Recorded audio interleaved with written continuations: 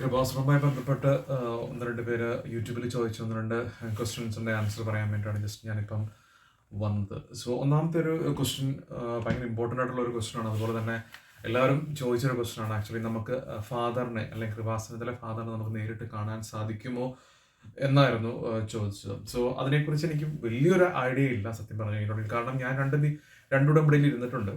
അപ്പം ആ രണ്ട് ഉടമ്പടിയിലും എനിക്ക് 6 നിയമങ്ങൾ വെച്ച് എല്ലാ കാര്യങ്ങളും എനിക്ക് സാധിച്ചു കിട്ടിയിട്ടുണ്ടായിരുന്നു. അപ്പം അങ്ങനെ അച്ഛനെ പോയി കാണേണ്ടതായ ഒരു സാഹചര്യം എനിക്ക് വന്നിട്ടുണ്ടായിരുന്നില്ല. പിന്നെ അങ്ങനെ ഒരു ഓപ്ഷൻ ഉണ്ടോ എന്ന് ചോദിച്ചു കഴിഞ്ഞിട്ടുണ്ടെങ്കിൽ എനിക്ക് അറിയാവുന്ന കാര്യങ്ങൾ ഞാൻ ജസ്റ്റ് പറയാം.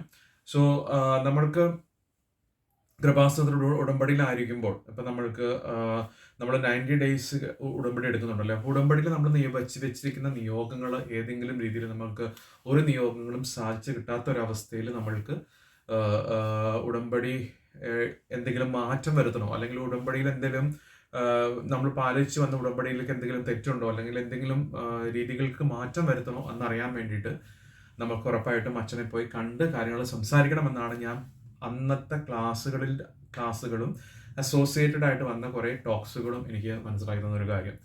കാരണം വെച്ചിട്ടുണ്ടെങ്കിൽ നമ്മൾ ചില ആളുകളുണ്ട്, നമ്മളിപ്പം ഒരു ഉടമ്പടി എടുത്തിട്ട് ഉടമ്പടി വയ്ക്കുന്ന നിയോഗങ്ങളും സാധിച്ചു കിട്ടാതെ വീണ്ടും അടുത്ത ഉടമ്പടിയിലേക്ക് എത്തുന്ന ഒരു രീതിയുണ്ട് ആക്ച്വലി. പിന്നെ ഒരാളോടും സംസാരിക്കാതെ അല്ലെങ്കിൽ ആ നിയോഗങ്ങൾ സാധിച്ചു കിട്ടിയിട്ടില്ല, അത് കിട്ടാതെ തന്നെ അടുത്ത ഉടമ്പടി പുതുക്കുന്ന പലരും ഉണ്ട്.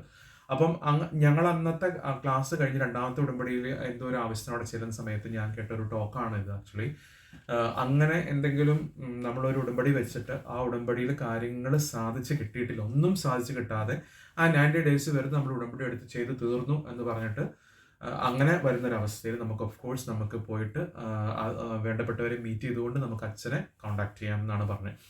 അപ്പൊ അങ്ങനെ ചെയ്യുമ്പോൾ അച്ഛൻ അതിലിടപെട്ട് എന്തെല്ലാം നിങ്ങളുടെ ഉടമ്പടിയെ പറ്റി ചോദിക്കുകയും അല്ലെങ്കിൽ ഉടമ്പടിയിലെ കാര്യങ്ങളെ പറ്റി ചോദിക്കുകയും അല്ലെങ്കിൽ ഉടമ്പടി എങ്ങനെയാണ് ചെയ്യുന്ന കാര്യങ്ങളൊക്കെ ചോദിച്ചതിന് ശേഷം ഉടമ്പടിയിൽ എന്തെങ്കിലും ഉടമ്പടി പ്രാർത്ഥനയിലോ അല്ലെങ്കിൽ നിങ്ങൾ ചെയ്ത കാര്യങ്ങളിൽ എന്തെങ്കിലും മാറ്റം വരുത്താൻ നിങ്ങൾക്ക് എന്തെങ്കിലും കുറവുകൾ അതിൽ സംഭവിച്ചിട്ടുണ്ടോ എന്ന് കാര്യമായി പരിശോധിച്ചതിന് ശേഷം കുറേ കാര്യങ്ങൾ പറഞ്ഞു തരും എന്നാണ് അവിടുത്തെ ഒരാൾ അന്ന് പറഞ്ഞ ഒരു ഓർമ്മ എനിക്കിരിക്കുന്നത്. അതുപോലെ തന്നെ ആ ഉടമ്പടിയുടെ ക്ലാസ്സുകളോടനുബന്ധിച്ച് അവിടെ പറഞ്ഞൊരു കാര്യം എന്ന് വെച്ചിട്ടുണ്ടെങ്കിൽ, ഇത്രയും ആളുകൾ ഒരുമിച്ച് കൂടുന്ന ഒരു സ്ഥലമാണല്ലോ കൃപാസനം പോലുള്ള വലിയൊരു ഒരു പിൽഗ്രിം സെന്റർ. നമുക്കറിയാം മാതാവിന്റെ മരിയൻ ഷ്രൈനാണ്, അത്രയും ഫേമസ് ആയിട്ടുള്ള ഒരു പ്ലേസ് ആണ്, ഒത്തിരി ആളുകൾ വരുന്ന ഒരു പ്ലേസ് ആണ്. അപ്പൊ നമുക്ക് ചെറിയ ചെറിയ ആവശ്യങ്ങൾക്ക് പോയിട്ട് പേഴ്സണലായിട്ട് അച്ഛനെ മീറ്റ് ചെയ്യുക എന്നുള്ളത് മേ ബി ചലഞ്ചിങ് ആയിരിക്കാം ഒരു പക്ഷേ. ഇത്ര ആളുകൾ വരുന്നുണ്ട്. അപ്പം അച്ഛനെ എപ്പോഴും വന്ന് കാണണമെന്നോ അല്ലെങ്കിൽ അച്ഛനെ കാണാൻ വേണ്ടി തിരക്ക് കൂട്ടുകയോ ഒന്നും ചെയ്യരുന്ന ആ ക്ലാസ്സിൽ എടുത്ത് പറയുന്നതായിട്ട് ഞാൻ എപ്പോഴും ഓർക്കുന്നു അങ്ങനെ പറഞ്ഞ സമയത്ത്. അപ്പം നിങ്ങൾക്ക് അത്രയും അത്യാവശ്യമായിട്ട് ഒഴിവാക്കാൻ പാടില്ലാത്ത സാഹചര്യങ്ങളിൽ മാത്രമാണ് അച്ഛനെ കാണാവുള്ളൂ എന്ന് അവിടെ ആ ക്ലാസ്സുകൾ പറഞ്ഞതായിട്ട് എനിക്ക് ഓർമ്മയുണ്ട്. അപ്പം there is an opportunity actually. നിങ്ങൾക്ക് അത്രയും അത്യാവശ്യമാണ്, അച്ഛനെ കാണാൻ താല്പര്യം ഉണ്ടെന്നുണ്ടെങ്കിൽ ഓഫ് കോഴ്സ് അതിനൊരു ഓപ്പർച്യൂണിറ്റി ഉണ്ടെന്ന് തന്നെയാണ്. പക്ഷെ അത് ഇമെയിൽ വഴിയിട്ടാണോ അല്ലെങ്കിൽ നിങ്ങൾ അപ്പോയിൻമെന്റ് ബുക്ക് ചെയ്യുകയാണോ, ഇതൊന്നും എനിക്ക് വളരെ വ്യക്തമായിട്ട് അറിയത്തില്ല. എനിക്ക് വളരെ കുറച്ച് നാളത്തെ ഒരു പരിചയം മാത്രമാണ് കൃപാസനത്തിലുള്ളൂ. പക്ഷേ ഇങ്ങനെയുള്ള കാര്യങ്ങളിൽ എനിക്കറിയത്തില്ല. കാരണം ഞാൻ ഉടമ്പടി എടുക്കുന്നതിന് മുന്നേ ആയിട്ട് കുറേ കാര്യങ്ങൾ ഈ കുടുംബ പിന്നെ എന്താ പറയാ കൃപാസനത്തെക്കുറിച്ച് കുറേ കാര്യങ്ങൾ അറിയണമെന്ന് വിചാരിച്ചിട്ട് ഈ ഉടമ്പടി എടുക്കുന്നതിന് മുന്നേ ആയിട്ട് ഞാൻ കുറച്ച് കാര്യങ്ങളൊക്കെ അറിയാൻ വേണ്ടിയിട്ട് ഞാൻ കൃപാസനത്തെ കോൺടാക്ട് ചെയ്തിരുന്നു പല സമയത്ത്. പക്ഷെ ഒരു സമയത്ത് പോലും കോളുകളൊന്നും എടുത്തതായിട്ട് എനിക്ക് ഓർമ്മയില്ല, മീൻസ് എടുത്ത് സംസാരിച്ചായിട്ട് എനിക്ക് ഓർമ്മയില്ല. കാരണം അത്രയും വേണമെങ്കിൽ ഒത്രയും ബിസി ആയിട്ടുള്ള പ്ലേസ് ആയിട്ട് ഒരു പക്ഷേ കോൺടാക്ട് ചെയ്യാനൊക്കെ അല്ലെങ്കിൽ കോൾ എടുക്കുന്നതിന് ബുദ്ധിമുട്ട് കാണുമായിരിക്കും ഒരു പക്ഷേ, അതുകൊണ്ടായിരിക്കും എടുക്കാത്തത്. അപ്പം ആ ഒരു രീതിയിൽ അച്ഛനെ കോൺടാക്ട് ചെയ്യാൻ പറ്റുമെന്ന് എനിക്കും തോന്നണില്ല. പക്ഷെ ഈ പറഞ്ഞ മാർഗത്തിലൂടെ ഇപ്പം നമ്മൾ ഡയറക്റ്റ് ആയിട്ട് ഉടമ്പടി എടുത്ത ആൾ ഉടമ്പടി രസീതൊക്കെ ആയിട്ട് പോയിട്ട് നമുക്ക് എന്തെങ്കിലും പ്രശ്നങ്ങളോ അല്ലെങ്കിൽ നമ്മൾ ഉടമ്പടിയിൽ ചോദിച്ച കാര്യങ്ങൾ സാധിച്ചു കിട്ടാത്ത ഒരു അവസ്ഥയിലോ അങ്ങനത്തെ എന്തെങ്കിലും പ്രോബ്ലംസ് ഒക്കെ ഉണ്ടെന്നുണ്ടെങ്കിൽ നമ്മൾ ഉടമ്പടി ലിസ്റ്റുമായിട്ട് നമ്മുടെ രസീതുമായിട്ട് പോയിട്ട് അവിടെ കോൺടാക്ട് ചെയ്ത് കഴിഞ്ഞിട്ട് ഒരു പക്ഷേ അച്ഛനെ കാണാൻ സാധിക്കുമായിരിക്കും എന്നെനിക്ക് തോന്നുന്നു. അപ്പം അതിനെന്തെങ്കിലും മാർഗം ഉണ്ടാവും എന്ന് തന്നെയാണ് എൻ്റെ വിശ്വാസം. അല്ലെങ്കിൽ നിങ്ങൾ ഈ വീഡിയോ കാണുന്നവർ ആരെങ്കിലും അച്ഛനെ കണ്ടവർ നേരിട്ടായിട്ട് കണ്ടവരുണ്ടെന്നുണ്ടെങ്കിൽ അതിൻ്റെ മാർഗങ്ങൾ പറഞ്ഞു കൊടുത്തു കഴിഞ്ഞിട്ടുണ്ടെങ്കിൽ ഇവിടെ ചോദിക്കുന്ന ആളുകൾക്ക് ഡൗട്ട് ക്ലിയർ ചെയ്യാൻ സാധിക്കും കേട്ടോ.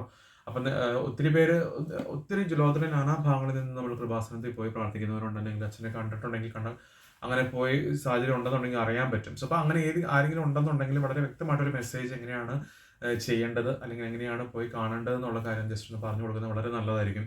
എനിക്കറിയാവുന്ന വളരെ കുറച്ച് പരിമിതമായ അറിവുകൾ മാത്രമാണ് ഞാൻ ഈ വീഡിയോയിലൂടെ ഷെയർ ചെയ്യുന്നത്. കാരണം കുറേ പേര് ചോദിച്ചതിൻ്റെ ഭാഗമായിട്ടാണ് ഞാൻ ജസ്റ്റ് ഒന്ന് റിപ്പോർട്ട് ചെയ്തിപ്പോൾ കേട്ടോ. അപ്പം ആളുകൾക്ക് അറിയാമെന്നുണ്ടെങ്കിൽ ഓഫ് കോഴ്സ് നിങ്ങൾ മെസ്സേജിൻ്റെ അല്ല ഈ ഒരു വീഡിയോയുടെ കീഴിൽ മെസ്സേജ് അയക്കുകയോ അല്ലെന്നുണ്ടെങ്കിൽ പേഴ്സണലായിട്ട് മെസ്സേജ് അയച്ചു കഴിഞ്ഞാൽ ഇച്ചിരി കൂടി എളുപ്പമായിരിക്കും ആളുകൾക്ക് പറഞ്ഞു കൊടുക്കാൻ വേണ്ടിയിട്ട്. അതല്ലാതെ എനിക്ക് ഇത്രയും കാര്യങ്ങൾ മാത്രമേ അറിയത്തുള്ളൂ. അപ്പോൾ ജസ്റ്റ് ഒന്ന് അറിയിക്കാമെന്ന് വിചാരിച്ചിട്ടാണ് ഈ വീഡിയോ ചെയ്തത്. എല്ലാവർക്കും നല്ലൊരു ദിവസം ആശംസിക്കുന്നു. Thank you.